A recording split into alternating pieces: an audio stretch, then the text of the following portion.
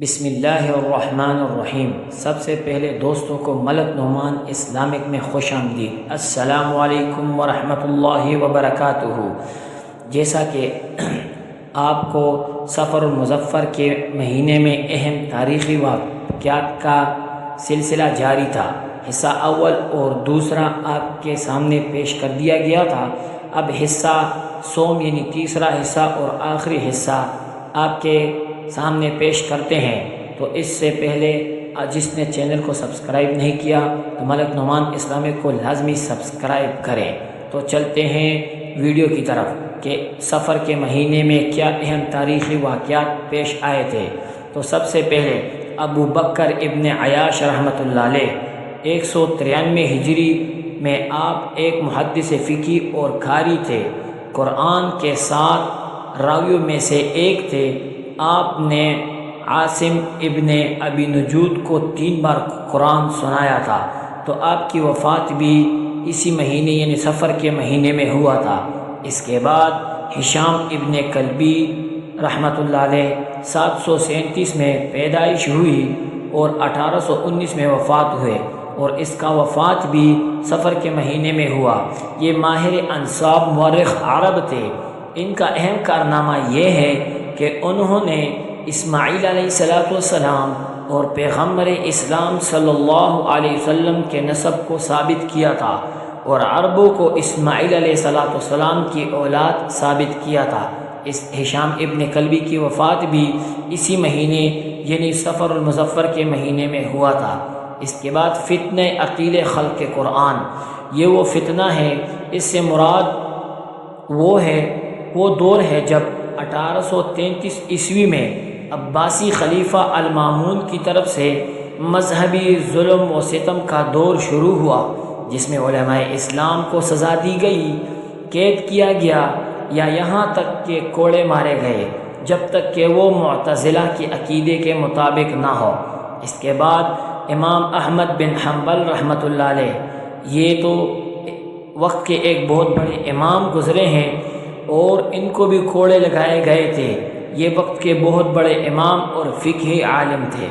اس کے بعد اسحاق ابن راہوی، اس کا پیدائش 161 ہجری 778 عیسوی میں وفات پائے۔ یہ خراسان اور اپنے وقت کے بہت بڑے عالم تھے۔ خاندان ان کا حنظلہ جو بنی تمیم کی شاخ تھی۔ اس کا وفات بھی سفر کے مہینے میں ہوا۔ اس کے بعد وفات محمد ابن داؤد الظاہری رحمۃ اللہ علیہ ہے، اس کا وفات بھی سفر کے مہینے میں ہوا۔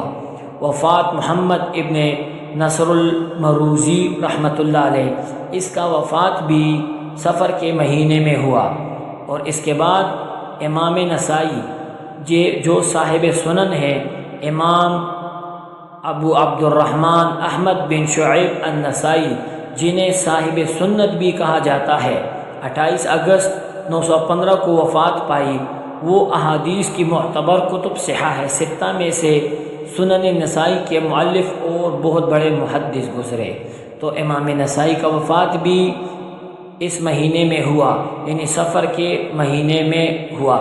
اس کے بعد وفات ابو الحسن الاشعری رحمۃ اللہ علیہ، اس کا وفات بھی اس مہینے میں یعنی سفر کے مہینے میں ہوا۔ اس کے بعد سیف الدولہ اور رومیوں میں جو جنگ پڑ گئی تھی، وہ بھی اسی مہینے یعنی سفر المظفر کے مہینے میں ہوا تھا۔ اور اس کے بعد وفات صلاح الدین ایوبی، یہ کوئی چھوٹی ہستی نہیں ہے، ہر کوئی اس کو جانتا ہے، سلطان صلاح الدین ایوبی، اس کا وفات بھی سفر کے مہینے میں ہوا۔ اور اس کے بعد وفات علامہ نووی شارح جو مسلم شریف، جس نے حدیث کی بہت بڑی کتاب مسلم شریف، اس کے شارح ہیں علامہ نووی، اس کا وفات بھی سفر کے مہینے میں ہوا۔ اور اس کے بعد وفات علامہ بدر الدین عینی جو شارح بخاری شریف کے ہیں، اس کا وفات بھی سفر کے مہینے میں ہوا۔ اس کے بعد وفات حضرت مجدد الفسانی رحمہ اللہ، اس کا وفات بھی اس سفر کے مہینے میں ہوا۔ اس کے بعد ایک شیخ جو شیخ الہند کے نام سے پکارا جاتا ہے، دیوبندیوں کے بہت بڑے عالم وفات شیخ الہند مولانا محمود حسن دیوبندی رحمہ اللہ، اس کا وفات بھی اس سفر کے مہینے میں ہوا۔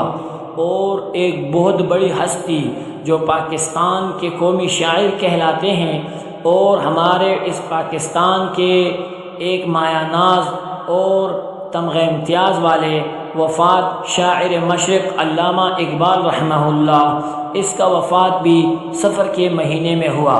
اور کرادرد پاکستان بھی وہ اسی مہینے میں ہوا، یعنی سفر المظفر کے مہینے میں ہوا۔ اس کے بعد شیخ الحدیث وفات شیخ الاسلام علامہ شبیر احمد عثمانی رحمہ اللہ، اس کا وفات بھی سفر کے مہینے میں ہوا۔ یہ 3 حصے جو آخری مراحل سفر المظفر کا مہینہ تھا، آپ کے سامنے اہم تاریخی واقعات پیش کیے۔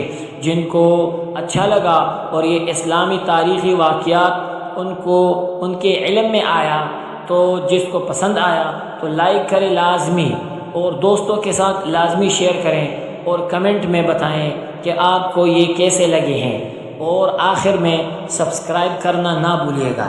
السلام علیکم ورحمۃ اللہ وبرکاتہ۔